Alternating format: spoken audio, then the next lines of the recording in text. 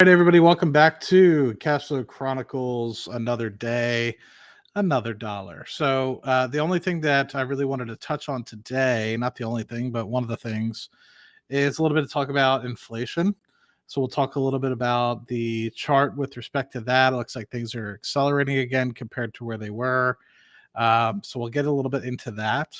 We'll discuss a little bit about what your questions are, of course, with respect to the life, investing in general, everything like that. So that should be fun to be able to go through and kind of see what's on your guys' mind. And then also, I did have somebody reach out with respect to talking about Louis Vuitton, Moet, Hennessy.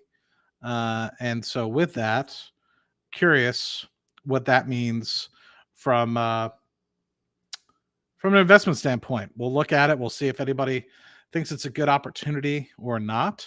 I have yet to truly do a good look at it in depth and anything. Um, so it should be cool to be able to have that opportunity and look through it, of course, and see if there's any possibility. Just like how we went through Bros, just like how we went through. Who else did we go through yesterday? I dismissed it. Hims and a few other companies at that.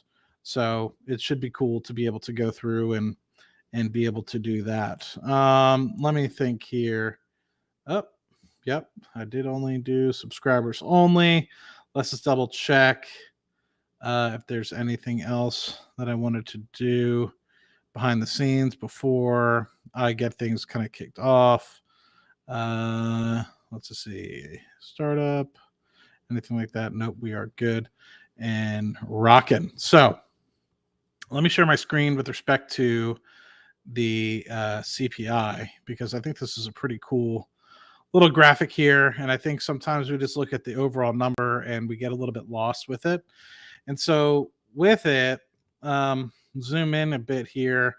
This is from the Fed. I think St. Louis puts this together, if I remember correctly. Yes, St. Louis Fed.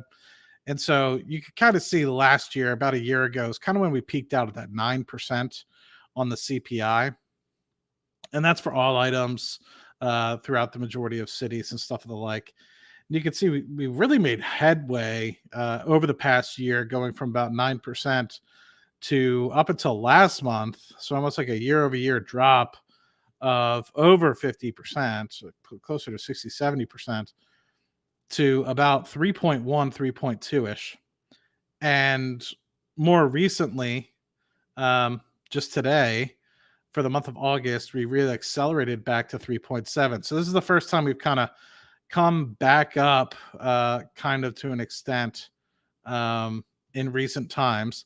And so it's a little bit concerning, right? If you were to kind of go into the headline pictures of what they provide us in terms of implications and the PDFs and everything of the like, um, you can kind of look specifically on how we were kind of trending. I mean, things going really, really, really well, down to the 3% range, and now kind of coming back up.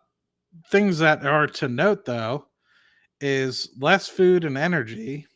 Things are a little bit more sticky, right? So with that, things a little bit more expensive. So what is down? Unadjusted 12 months, year over year. Fuel oil is down.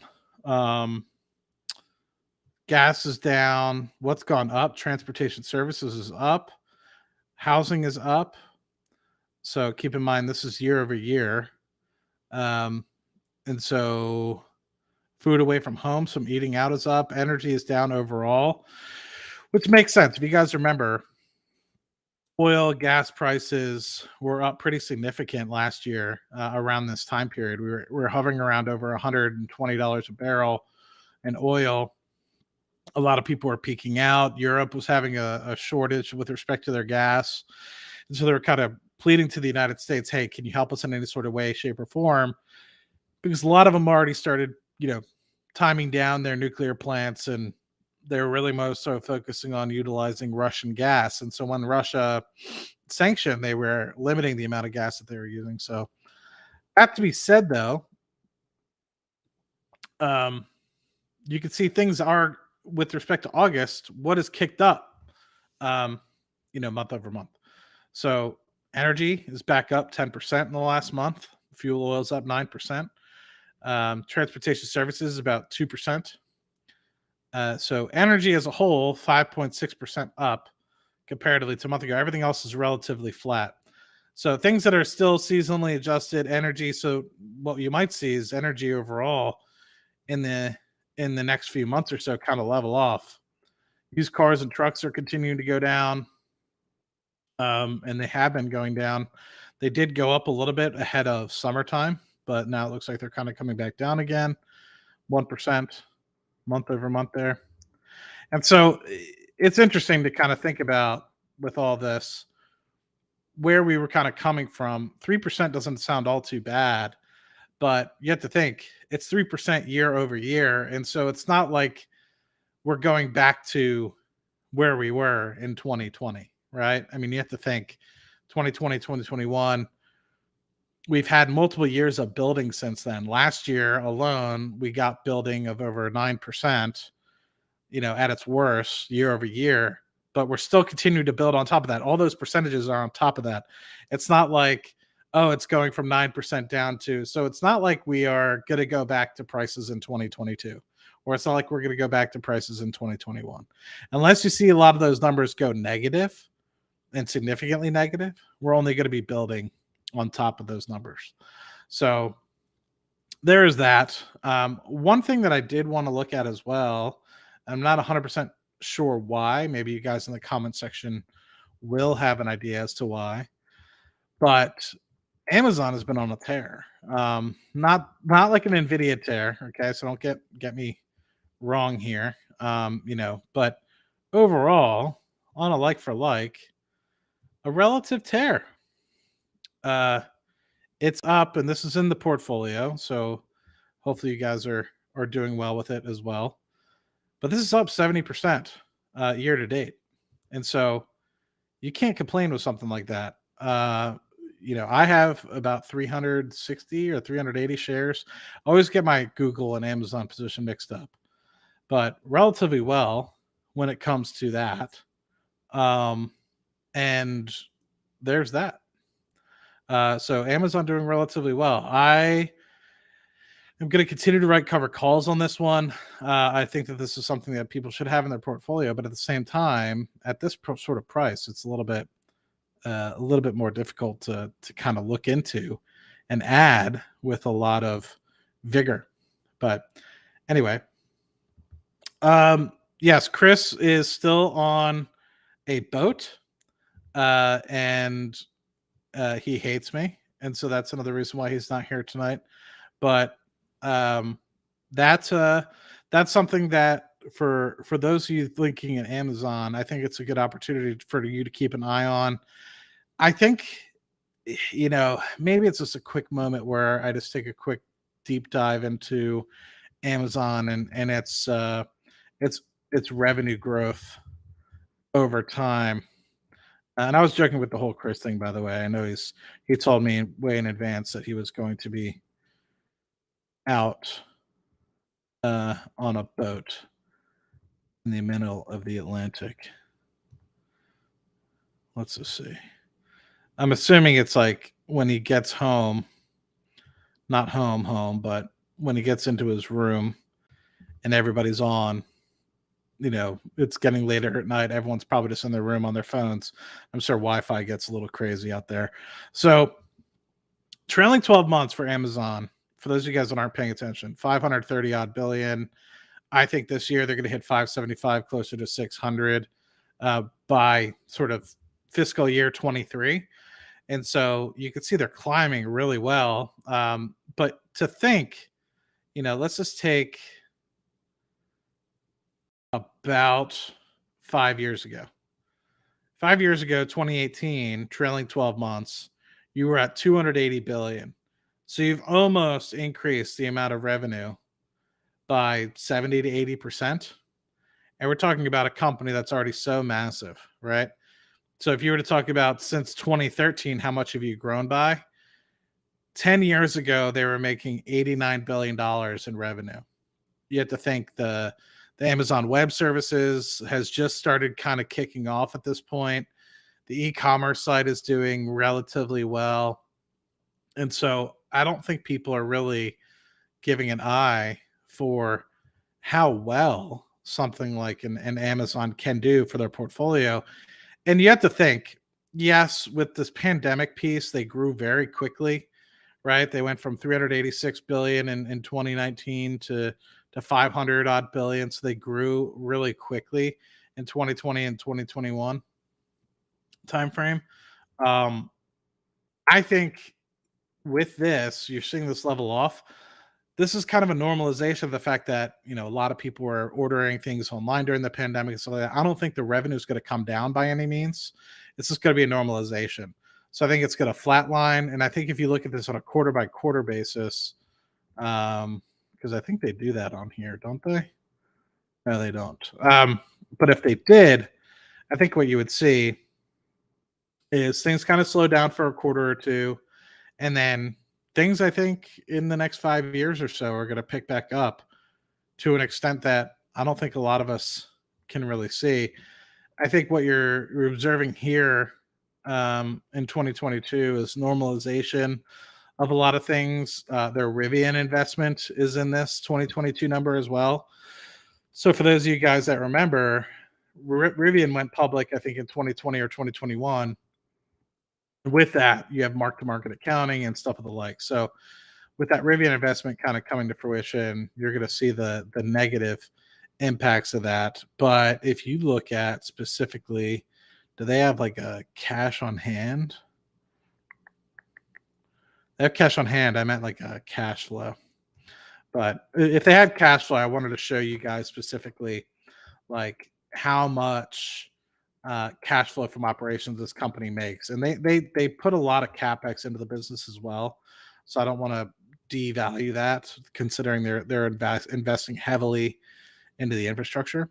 But anyway, cash on hand. You don't do this and have this massive amounts of cash on hand if, from a cash flow perspective, you're not healthy, right? Because then if you look specifically on their total liabilities, I mean, it's up there per se, but I think a lot of this is just lease liabilities. It's not true liabilities.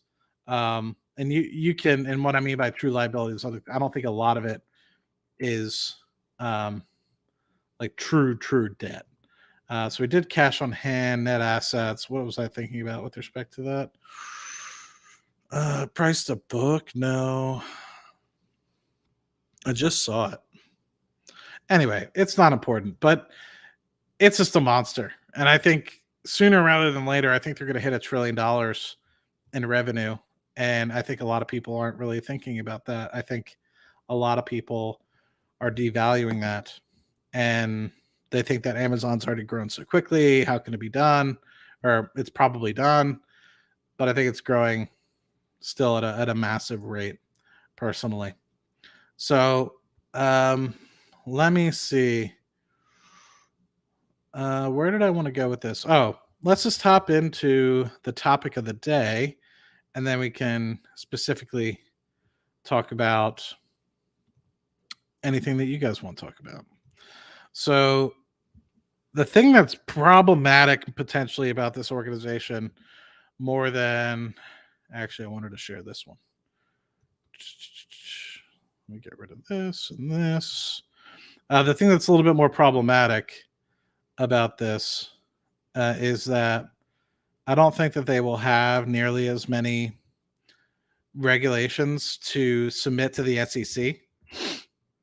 And so we might not have a specific 10Q to be able to observe like we would with the SEC documentation that you have for most U.S. companies. But those of you guys that don't know much about LVMH, it's Louis Vuitton. That's pretty standard. Moet, which is kind of like champagnes and stuff like that, and then Hennessy, which is kind of like a whiskey cognac sort of thing. And so underneath of this, there's a large blanket of different brands, and I'm curious if they kind of show all the different brands in here or not.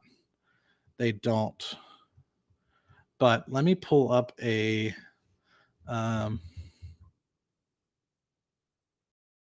big list of all their brands. It keeps getting bigger every single year. Here's a good look at it.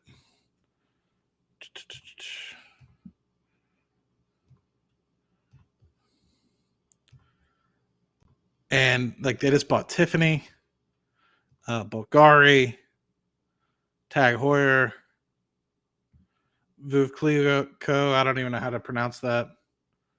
Marc Jacobs, Dom Perignon, Givenchy, Fendi, Dior, Louis Vuitton. And I'm sure there's so many more, right? I mean, I'm sure if you go onto here and you just go to their website, you just look at all the different brands, houses. This is still sharing, right? Yeah, cool. So you can see all the different houses that they have. So wine and spirits specifically, Belvedere, Ardbeg. So there's you guys that are whiskey fans. Krug, Glenmorangie, all that. Then you have fashion, Louis Vuitton, Marc Jacobs, Fendi, Christian Dior, perfumes. They have Fenty, Givenchy. I don't really know. Watches, Bulgari watches, Zenith, Tag Heuer, Hublot, Tiffany. And so they just have a crap ton of different brands that are all kind of luxury based. And so somebody reached out to me and said, what do you think of the company? To be very honest, I've looked at investing potentially in the company in a very long time. Well, not very long. Probably 3-4 years ago. And to give you guys that background about why, I saw the company growing very quickly. Why isn't, was it LMU? What is it specific? I forget what it is. Let me just type it. Louis Vuitton stock. It only, Robinhood doesn't let you see all the LVMUY.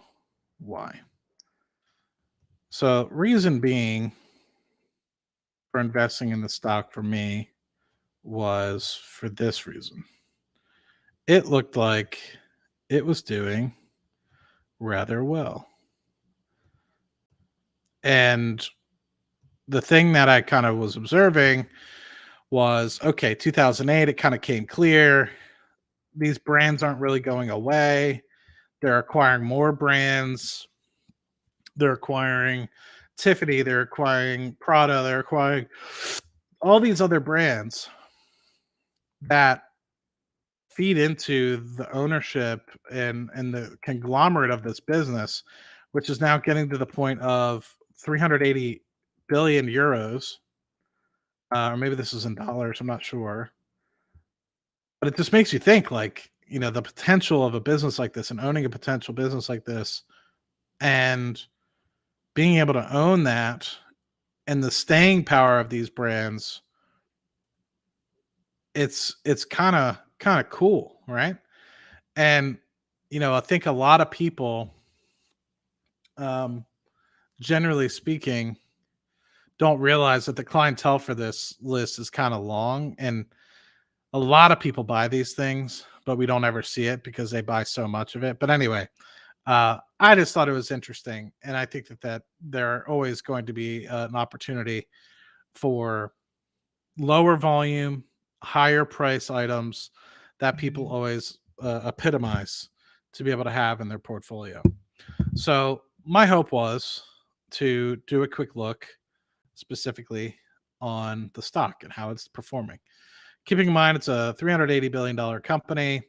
And so everything can kind of be related back to that, right? So this is first half results, right? First half of the year, 42 billion. Profit from all that was about 11.6 billion. So let's just say, for example, operating margins 27%. These things are doing pretty good. This is just basically the handbags, everything. Once you sell it, you're making a 27% profit right off the bat.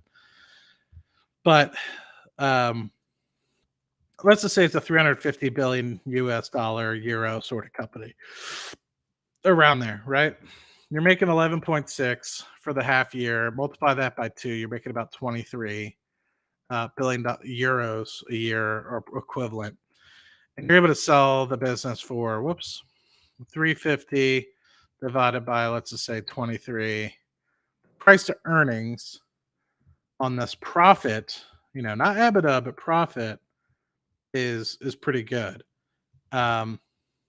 You can't really complain with a 15x sort of multiple on these things. Gearing ratio, this is basically means, I know it's a big thing in Europe, but how much debt you have compared to how much equity you have in the organization.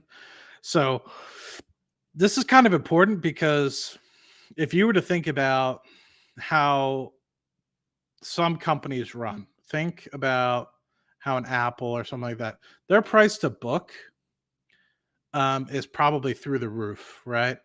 When you think about some companies, though, they like to trade at a price to book of around 1 or 1.2. Not all businesses, though. But when you talk about a gearing ratio, what you're really talking about is how much debt does the company hold on the balance sheet in combination with how much net, I guess, book value this company has. So, for example, let's just say the company in a book value basis is worth $100 billion and they have $21 billion worth of debt. The gearing ratio, would be 21. Now, if they have cash on hand as well, that plays into it. So let's just say they have $10 billion worth of cash. They could have $31 billion worth of debt, $10 billion worth of cash. So 31 minus the 10 billion in cash gives you to a net debt of about 21. You're still at about $100 billion worth of book value for the company. Let's just say, I'm not, I don't know what the actual results are here, but let's just say. Because that just goes to show you they're not up to their eyeballs in debt. It's probably manageable. And it's not something that you should be kind of screaming for the hills, but there is a little bit of debt. So that's something to kind of consider, right? But what I'm also looking at here is 17% growth in the first half of this year compared to last year. And then same thing with profit, 13% growth from first half last year to this year. Operating free cash is good. So this is back to the bottom line. And then how much they put in terms of CapEx was about 3.6 billion. So pretty cool. It just talks a little bit about where everything did well, right? Tag Heuer, Bulgari, Tag, Tiffany's, rapid growth in perfume market and skincare, makeup and skincare. Sephora did really well. So overall, things look good. Then it starts breaking down specifically, how did the wines business do? How did the Hennessy business do? And excuse me. This is kind of interesting because in this particular part, it shows that revenue and profits are down. So you can then start to understand, okay, well, what parts are doing well versus not doing well. The champagne business, went down 9% first half of last year compared to this year. So it's about 1.1 euros to just over a billion euros, right? So that's what the profit is. What you can see, though, is it looks like the champagne and wine did okay. It was more the cognac and spirits that actually dropped a good bit, which is interesting to kind of see. So champagne, wine, not a big problem, but the revenue really observed its downfall in cognac, which I thought was pretty interesting to kind of note here. Now, I don't know if I'm reading this appropriately or not, but it looks like champagne and wines is this bottom and cognac is this top, and same thing with this. So we went from 447 to 477, so you actually went up a little bit in profit comparatively to last year, and down a little bit in cognac, about 150 or so million, and that accounts for the majority of the downside there, because you're fully offsetting what benefits you got on the wine and champagne side. Operating margin went down a little bit in there as well. So interesting to see with respect to that. But here it says specifically on this next slide, 8% up on revenue for champagnes and wines, 11% down.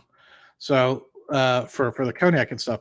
So what actually did well? The 17% growth, 20% organic growth here in fashion and leather goods, going from 18 billion to 21 billion year over year for the first half of the year. And margins stayed within about 1% of each other. But you saw a huge profit jump as well, from 7.5 billion to 8.5 billion for the first half.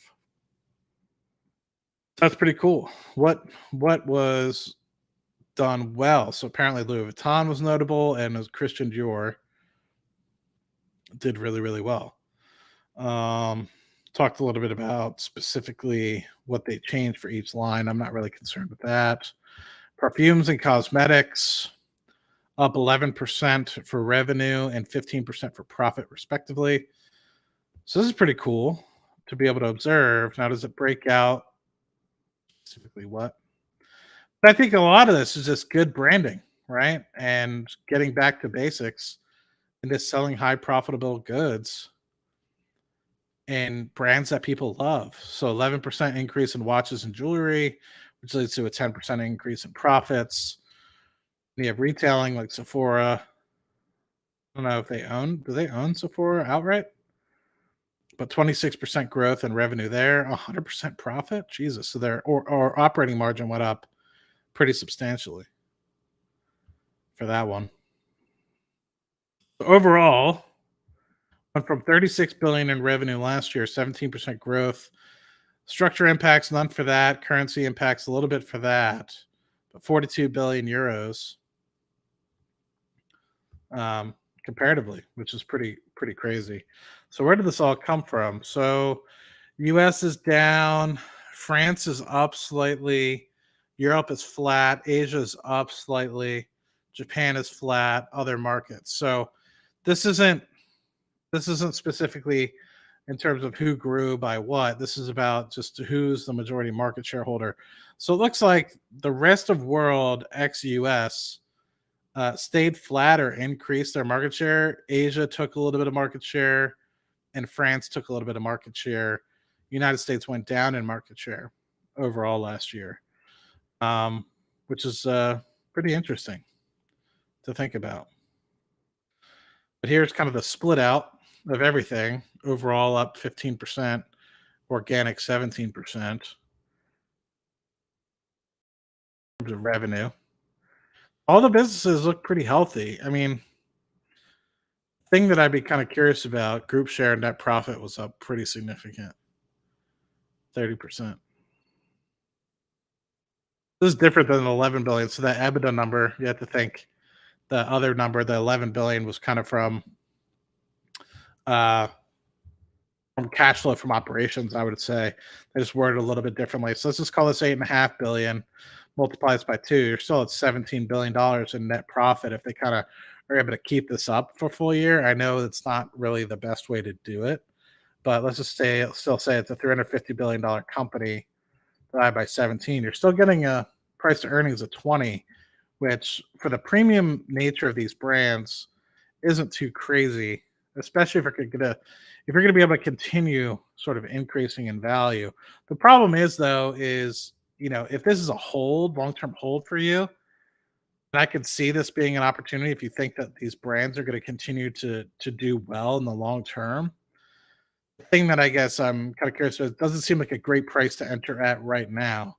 So it's like, if you're comparing about what this investment might be versus a S&P 500 or like a basic investment that you're just going to try to keep up with, to me, I'm trying to understand why I would invest in this other than just the S&P 500. Now, there's there's the brand strength of it, which is good, right? So don't get me wrong about the brand strength and what's going to be good about doing and owning sort of these brands.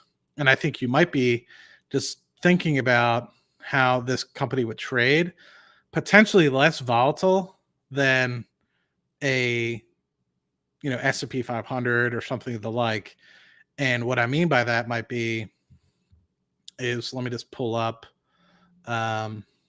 this slide again, which is not that, but it's this, of what it looks like to be invested in this.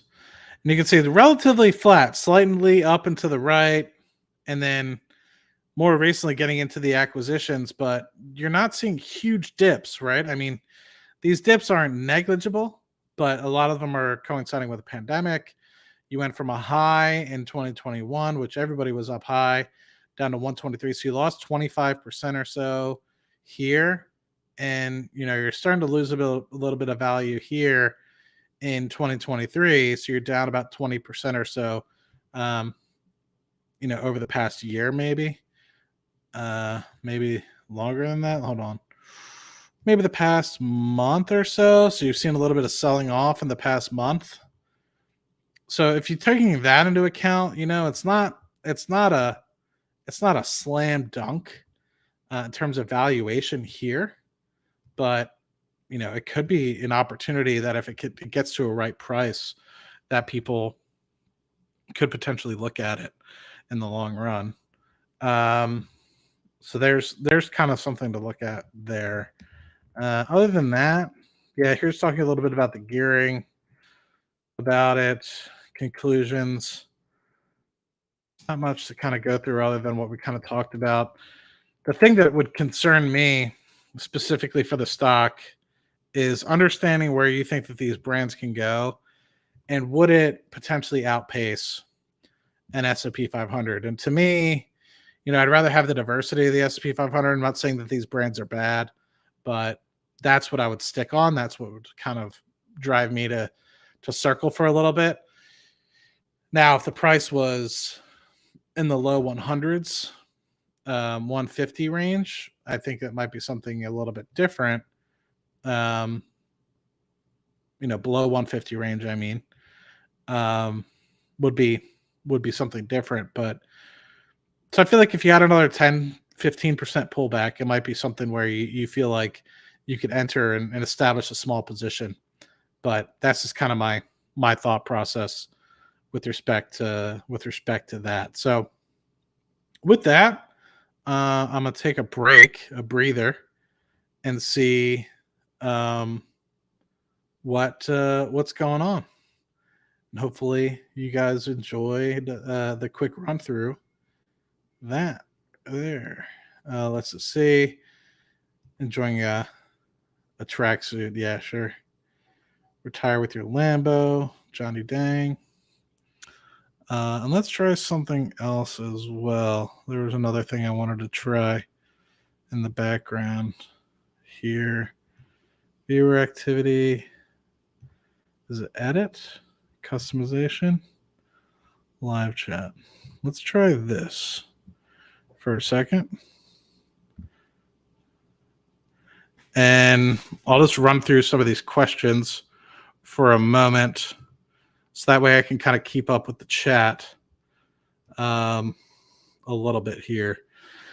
So where are you going to retire with your Lambo? That's a really good question. I don't think I could fit in a Lamborghini unless it was a Lamborghini truck. So with that, I'll leave that there. Hit the like. I appreciate that. Apple's at 3-month lows. Yeah, Apple. I can't be too upset with that. Apple was at a pretty good valuation before that. And so I think a lot of people are going to look for seeing how it grows from here. And I'm personally going to buy the new iPhone. This thing's a little bit older. I think it's an XR. And so I'm looking for something that I could use a USB-C as well. So, but yes, the Amazon position, I did see you write this earlier.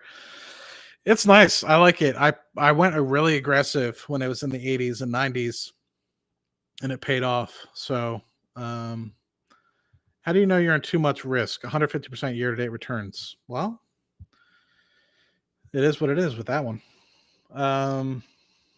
What positions? All tech got blasted. First, push your mom to buy Amazon when it was way down. I was buying more in Palantir at the time. Your mom is crushing in Amazon returns. I'm sure she is, man. I'm sure she's doing really, really well with the Amazon returns.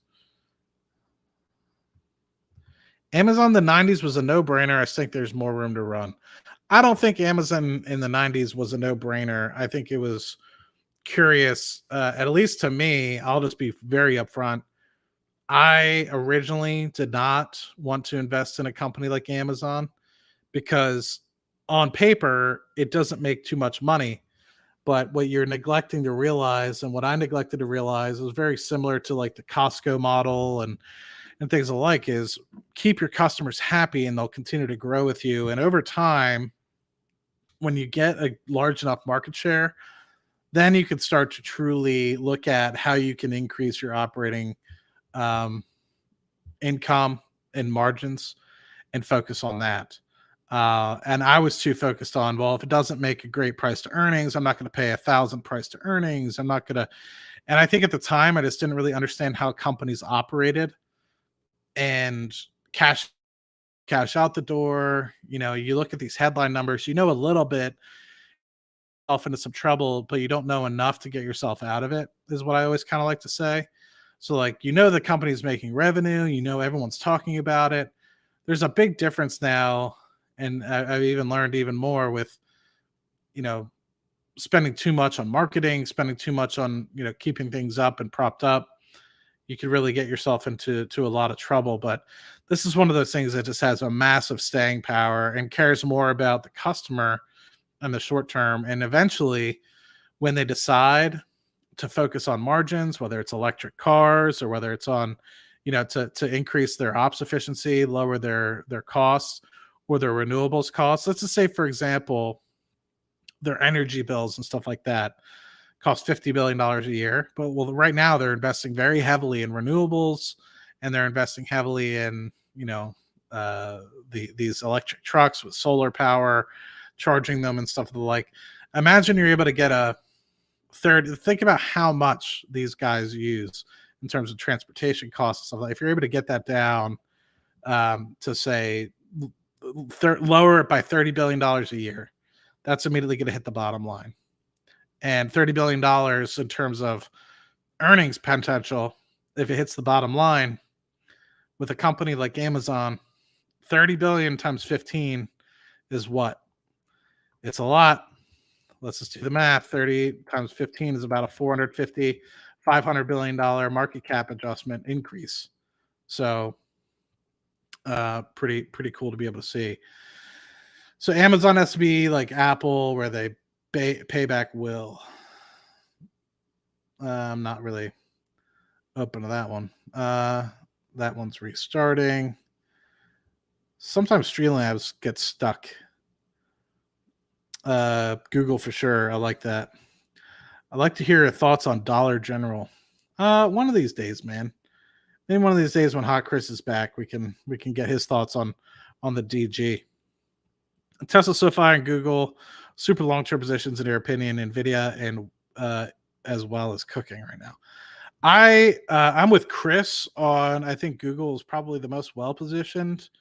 I think the Google Cloud is undervalued for sure, and will continue to do extremely well. The positions that I hold, I think Google and Amazon are about the same in terms of sizes. I guess Amazon's pulling away a little bit because of the share price currently, but I think both are the most undervalued in terms of these big trillion-dollar companies, right? Apple's still up there in price. Microsoft is being valued very well. Tesla, for some reason, I think it's always overpriced, but it continues to do well. I think that the margins piece will hit them in the coming quarters, though, when people realize that the margins are really going to get hit. Whether or not they revalue the company or not, I don't know. Who's the other one? Meta. I think Meta makes a lot of money. You know, you can't really do that. But anyway, I'm a big fan of Google and Amazon. I don't think they're going away. Google Cloud is going to continue to do well. But yeah, LVMH, really good idea with respect to luxury goods, and continue to buy other companies that have really good brands. And if you're making, as we kind of saw there, $3 to $4 billion a year in terms of capex, that's probably just reinvestment back into the business, right? That $3 billion, that's probably buying a Tiffany's or buying. And I think Tiffany's they bought for like $4 or $5 billion. So it's buying these smaller brands that on a loan isn't doing too well. Yeah, you just saw you just mentioned this one on their own, not printing money, but you stack a bunch of them together with all the same supply chain and everything the like, you end up having a lot of operating margin uplifts because of that. Look at the Reichman Group. If you're looking for luxury brands, they have a better portfolio. Hermes is another fast growing one. Hermes, Cartier, A. Lange, Vacheron, and Van Cleef. They sell artificial scarcity to the 1%. I agree there. My boy Uncle Steve, folks that are not living with their means are purchasing several of these items. You have rap songs that advertise the brands as the standard. Agreed 100%. So the popularity of these names spans across a lot of different demographics. 100%. As wine investors, do you think the drought shortage may have impacted? I don't know. I don't know. I feel like with that sort of question, I feel like you would have to wait a couple of years for it to really show an effect, but it's plausible that might be a yeah. It's plausible. I haven't really thought about that. So it's a good thought. My boy always asking the good questions. The best price, not the best price right now, but definitely one to keep in the watch list. I agree. Yeah, I mean, we're probably just agreeing with what I said. I mean, I can't hate um, hate on them, but at the same time, I just don't necessarily see an opportunity for it to explode too extravagantly. Um, so you haven't done any. So I think that I saw that you posted on Twitter that you wanted to see something with respect to what was I going to say? With respect to um, race. So with respect to Ferrari, meaning that. And so tomorrow we actually have a live stream picked out for that. So hopefully Hot Chris would like to take the opportunity to talk with me tomorrow if Hot Chris is back. I'm not sure what day he's officially getting back, and I know he's been doing some of the junkie stuff, but he's probably prioritizing because that's a bigger channel at the moment. But other than that, I opened the chat back up to everybody now that I'm caught up, and hopefully we can end in the next, say, 15 minutes or so. If people have some questions, I can go off on a little bit of a tangent here and there, and I'll lower this a little bit so folks can see the chat a little bit better as it shows up on screen. But yeah, it's one of those things where, would you have been better, like Louis Vuitton, for example, would you have been better over the past, say, 100 years or what have you, investing in an S&P or investing in LVMH? And I think it all depends, right? At least from what I'm seeing, this really only went public in 2008. And so when it went public, was anybody really buying IPOs in October 2008? So, yeah, well, you don't have to be blocked out. You get a membership. You can talk whenever the hell you want, But I'm just trying to think about all these different brands. It's the nice thing about the stock market, right? Is everyone has their own idea as to what might be an opportunity for them to invest. And some people put a little bit of time into it. Some people a lot of time into it, and they come up with different companies associated with that that fits their fancy, right? So some people might want to invest in Skechers, and it is what it is. Nike for some people might be the creme de la creme, and they might want to only invest in Nike. A lot of people invested in Under Armour. And the thing is a lot of these companies go on sale. So LVMH, I mean, we looked at the chart, over the past month and a half, it's deteriorated in value 15% or maybe even more if you time it appropriately. And so if it gets to the opportunity where it's down by 30% or 40%, is it an opportunity then to pick it up if the earnings don't slip? And Crocs, I have a good investor that I chat with every once in a while in one of my WhatsApp groups, and he's a big proponent on Crocs. And a few years ago, Crocs, after their initial kind of wave and everybody was wearing Crocs and stuff like that, after that initial wave, the stock really declined. And he was just like, I mean, it doesn't make any sense, right? Like this Crocs business is still making a lot of money. And now you've started to see a resurgence because there is an actual benefit for Crocs. Like people that are in the house cleaning business, they don't want to switch out and in and out of, say, sneakers and what have you. I mean, they'll just wear Crocs because it's breathable. They can get wet, all that. And so there's still a very good business for Crocs, and you wouldn't think it, but especially if you think about companies like Crocs that have long-term staying power potential, unless something else knocks them out of the market. If they do prudent share buybacks, it's another opportunity for growth, right? And that's one thing that I would look at for like LVMH or something like that. If this is a company that does a lot of share buybacks, then you might have a lot more staying power than, say, specifically just the S&P 500. What I mean by that is I could see a company like that staying flat for a year, going up 20%, staying flat for a year, going up 20%. Maybe sales decline 5% one year, but they go back up 10% the next. I could see it keeping up with inflation, and I could see it doing relatively well over the long term. But if you couple that with this company makes way more money than it could possibly use on a yearly basis to reinvest and buy other brands, and they do share buybacks, say they buy back 5% of the stock a year, or they buy back 3% of the stock a year, that's something I can maybe get more behind. But once again, I still don't think it's a screaming buy. Like, for example, I'm not running to the hills for Google right now. I'm excited that Google's doing really well, but I also have a decent cost position in it. I think it's like 80 or not 89, but $98 a share, I think, or $99 a share. It's below 100. And so here I am sitting at least on a 30% profit on that. I'm not running and buying more Google. So you have to think, I mean, you have the opportunity to wait for things to get better over time.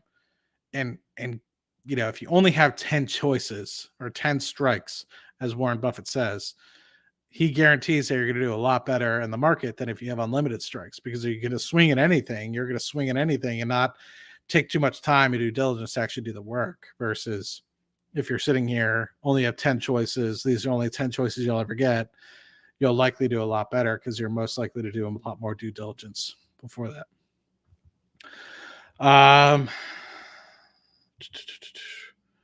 long does it take you to get that beard? I've had this beard, I think it's been longer, it's been shorter, right? But I don't think I've shaved it since October 2018 or maybe October 2017. It was I was normally clean cut for a long time. Maybe had like a chin strap or something like that, but it wasn't until like one of those no shave Novembers, and I just let it go. And I always kept it a lot cleaner. Now it's a little bit longer. One of the girls I dated back in the day said she liked it a little longer, and I'm kind of torn between, like, I like it a little shorter than this, but if it gets too short, my face is really fat and round, right? So it elongates my face and makes me look a little bit better. So I like it a little bit shorter, cleaner than this, but not short, right? So stuck between a rock and a hard place. Be careful about how you talk about those Skechers shape ups. I know the girls are all about those, man. Hot Stevie, Crocs wear out and get slippery soles, so I'm about to re-up on your Crocs. You have spares. I've seen you kick them into four-wheel drive personally. so I know how that gets. And they have so many patterns, widgets, and trinkets. As much fun as I have Louisiana people when I first saw them, now I live and breathe in them. Hey man, when you're in the bayou, the Crocs are the thing. LVMH reminds you of a mini portfolio of solid brands like J&J. Exactly. Yeah, it's exactly the same. It's a conglomerate of businesses that has done well over time. Which are the best REITs to consider buying? I always have this love-hate relationship with O. It's not that it's a bad business. The thing that I hate about it is, and people have given me crap about this, so I could be completely wrong, and I just want to caveat that by saying this. I've seen Walgreens and CVS, while they used to be the creme de la creme and people used to stop at them all the time, I really see people only going in them for necessity now. So I feel like I used to hear growing up, oh, I need to stop by Walgreens. I got to stop by CVS. I don't hear that at all now, and while they're still on the corner store, I feel like the traffic is down. I've seen several of them across the city close up. Maybe it's because I live in kind of a borderline part of town where there's a lot of homeless population, and so people might be stealing from them, and so they're closing shop there. Um, it's just inevitable in some of these cases. So maybe they're doing well, and maybe my bias is towards inner city where there's a lot more theft. But I don't know. I don't see unless they change their kind of long-term triple net lease, the potential long-term benefit. So I think specifically with things like Hims and things like other companies being able to deliver medications and e-pharmacies being able to deliver directly at home, I think it's going to be tough, and they need to figure out a different sort of range of businesses that'll have brick and mortar for a long time. So they used to, and understandably, when CVS and Walgreens was popping up all over in the late 90s, early 2000s, I get it, why they had all those buildings. But as those go to fewer and far between, it's going to be hard to maintain those. Granted, generally speaking, O trades at a reasonable valuation, especially right here. Unless something's deteriorated materialistically over the last several quarters. Last time I read into the Last time I read into the cash flow from operations or the funds from operations, it was still churning out hella cash. And I know that they just bought a little bit of the Bellagio, which I that's something that I could foresee, right? These big entertainment centers, these big buildings that'll be around for a long time, that are staples, I could get behind something like that. But like these CVSs and stuff like that, it makes it tough. It's a tough business. You're competing with Amazon, you're competing with all these others. So one that I really like, which is in the Amazon space, in the warehouse space, is Stag Industrial. A lot of people give it grief because they're not as prudent about raising the dividend and stuff like that. But I'm not really in it for the dividend per se. The dividend is nice, but for Stag Industrial, I'm in it because I just foresee more and more e-commerce being a thing, and I've been investing in them since 2014 or 2013, one or the other. And for any of you guys that know Jason Fieber, who used to own a site called Dividend Mantra, and now he's still on Twitter, and I think he has a YouTube channel, and he does some stuff. He lives in Thailand now, but he introduced Stag, I think, to me because it was a monthly dividend paying company. And at the time I was like, oh, compound your dividends monthly, you're gonna, but that was kind of when I was back in naive and not really thinking. And I thought dividends at all costs was the way to go.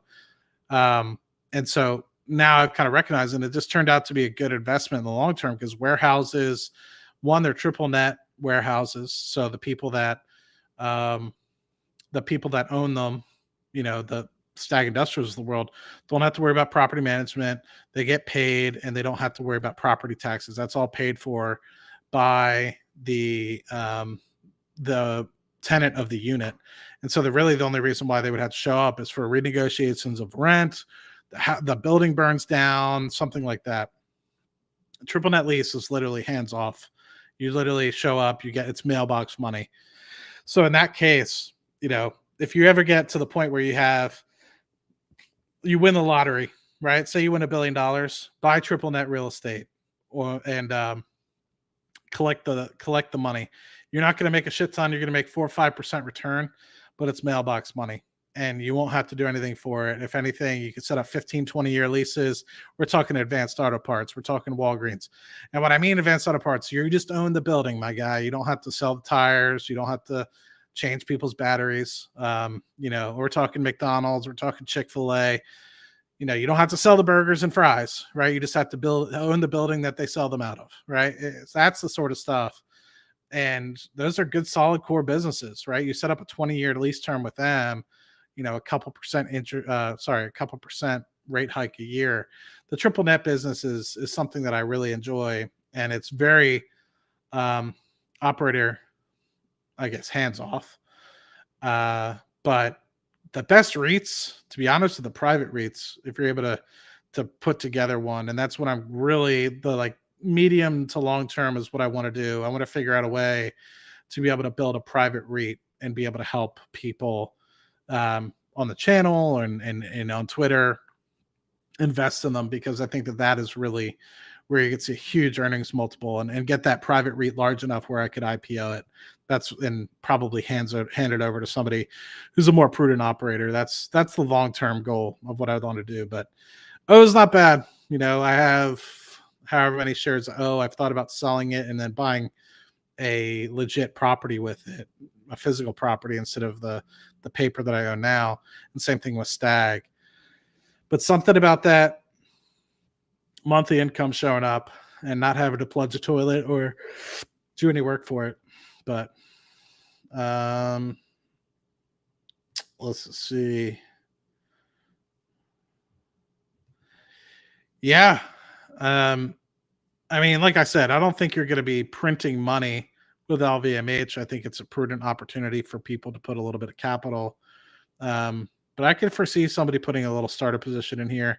I would do a little bit more due diligence and figure out what their long-term growth has kind of been, like how they've grown since 2019 to now. And that's something I would do a little bit more work in. Only thing I really looked at was the past, what the current valuation is of the organization and how it's looked for the past, I guess, 1 year since the first half of last year to now. So my boy Stevie is amazed by LVMH ownership of Hennessy.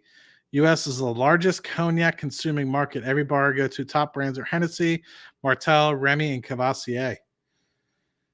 Yeah, I've only had Cavassier when I was living in Trinidad and Tobago. I don't know if a lot of you guys know that. I lived in Trinidad and Tobago for a year right before the pandemic and even slightly during the pandemic.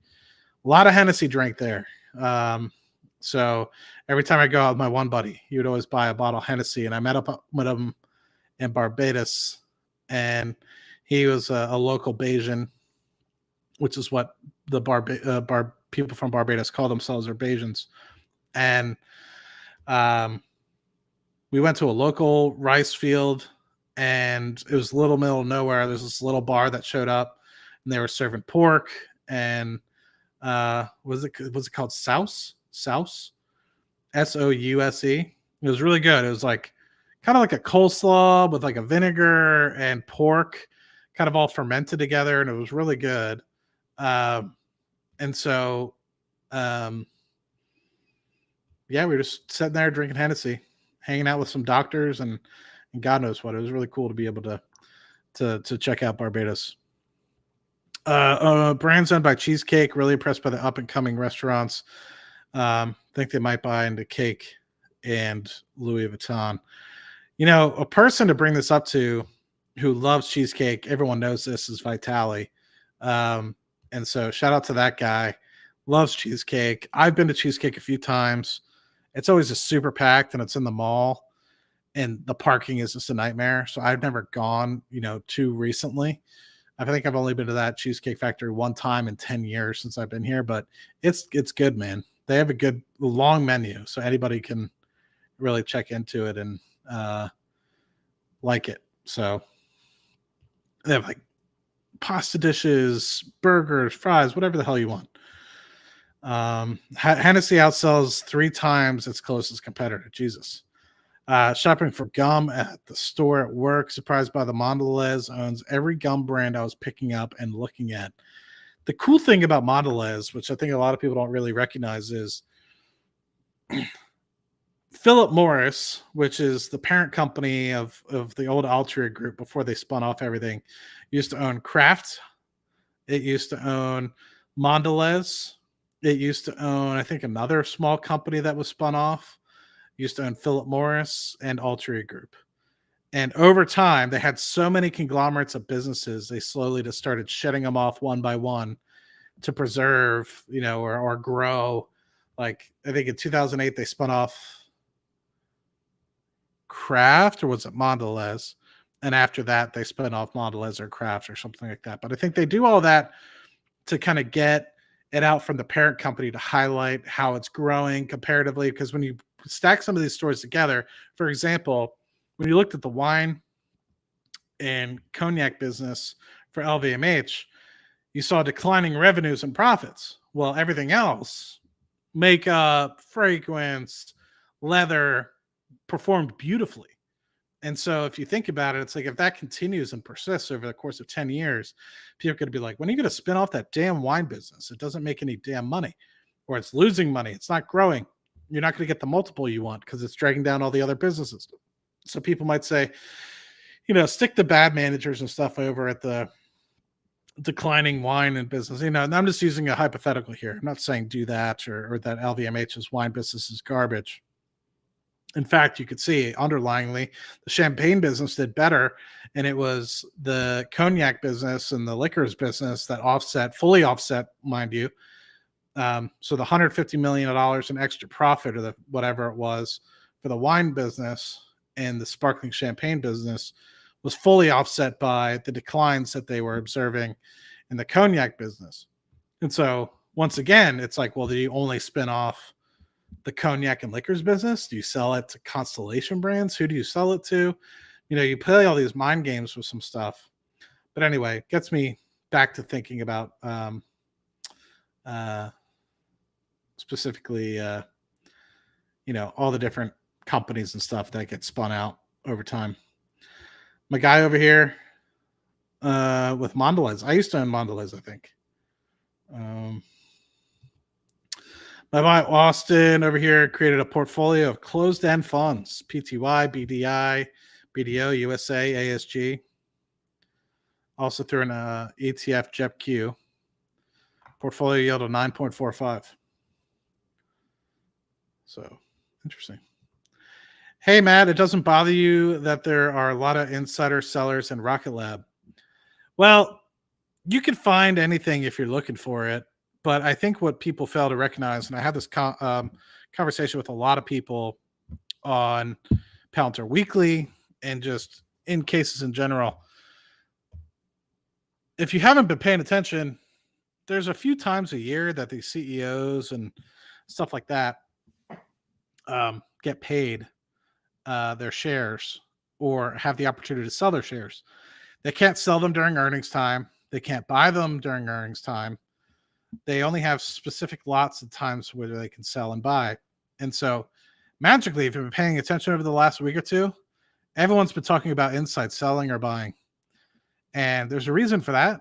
And it's because we're about 3 weeks away from the end of the quarter closing, when numbers start to get conglomerated into earnings reports called third quarter earnings. And generally speaking, people on the list, on the blackout list, cannot buy or sell shares during that time period.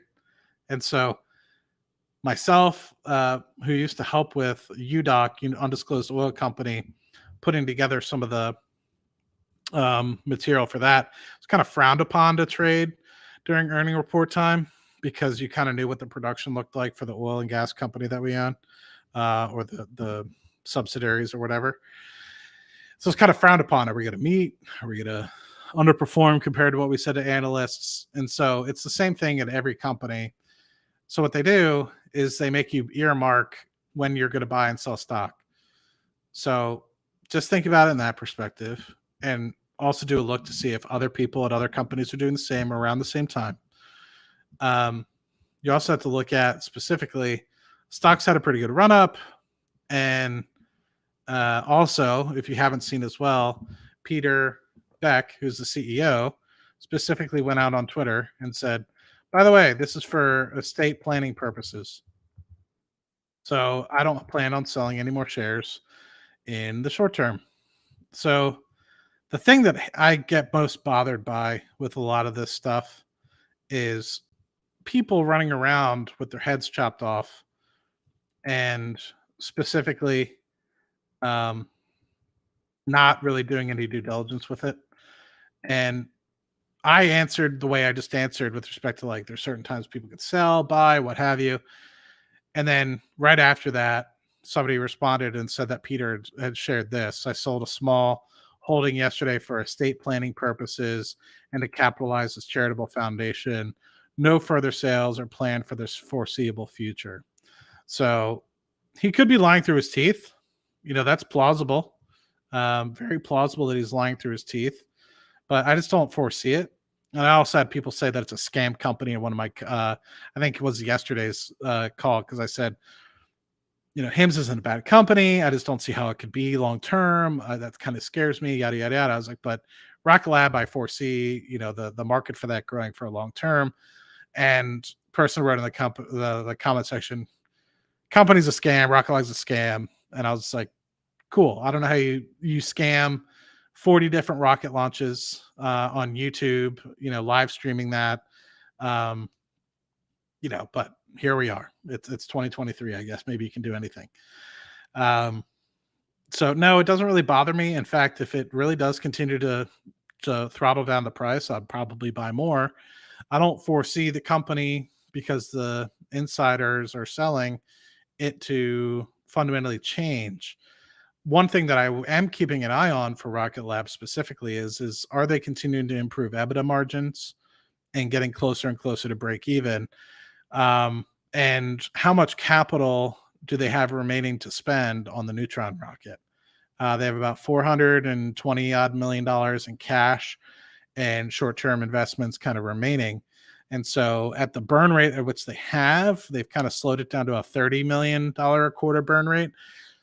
After Neutron, which I think is closer to $20 million a quarter, if they're not able to get EBITDA kind of profitable in the second half of next year, that's going to be something that's kind of concerning for me. And that's where I'd start to look and kind of scratch my head as we continue to increase flight cadence, which is hopefully going to come to about 4 or 5 a quarter here pretty soon. And then as we continue to get closer to more and more rollover and historic contracts for the space systems was signing contracts at lower valuations just to kind of get kicked off the ground. As those roll off, I think they're going to upcharge now that a few other companies have gone bankrupt. And so hopefully as that backlog clears, the new backlog that comes in is at a higher margin, and eventually that flows through the price. But I appreciate the concern. This is one of those questions, and I'm not trying to be an asshole to you. This is just me being blunt, and I hope you don't take it to heart. I mean it in the most well intentions. If this is something, and this doesn't go for this person, right? So I'm not picking on this person. I'm giving this for everybody in the chat here. If you're sitting here and you're looking at this and you're not doing the due diligence to see that many other CEOs and many other companies are doing the same right now, because that's just the blackout period or the time where people can do it right ahead of blackout periods, then I don't know what to tell you. There's an opportunity called the S&P 500, and you don't have to do all this research and pick and choose. And it's like, I know it's very hard to kind of just let it sit there. But if you don't want to put in the due diligence and effort, then there is that opportunity. And I recommend for the majority of people, I think I probably would have been better off. In fact, I know for the first 5 or 6 years, I would have been way better off investing only in the S&P 500. But here I was investing in things that were yield at all costs, like energy companies. Some of them went bankrupt and, yada, yada, yada. I was focusing on yield only. and just trying to get my dividend yield up, I lost out. Opportunity cost is a bitch, right? I might not have lost money per se, but opportunity cost is a bitch.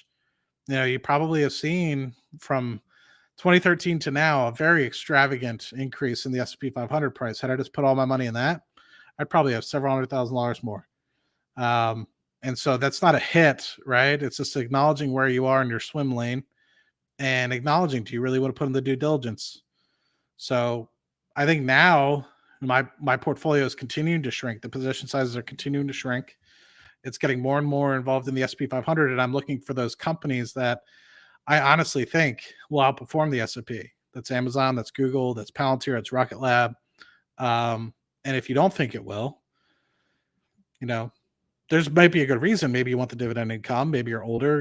Maybe you want something a little less volatile. That's okay. You don't always have to beat the S&P 500. Just knowingly doing it though, when you could have invested in that and you're in your 20s and 30s and you thought that you could be the next Warren Buffett, but spend 20 minutes a year looking at your stocks, there's a little bit of reality that needs to sit in. And I'm not trying to be an ass. I'm just being real, and hopefully with that saving you potentially hundreds of thousands of dollars like it was for me. Yeah, I like Stag a lot, man.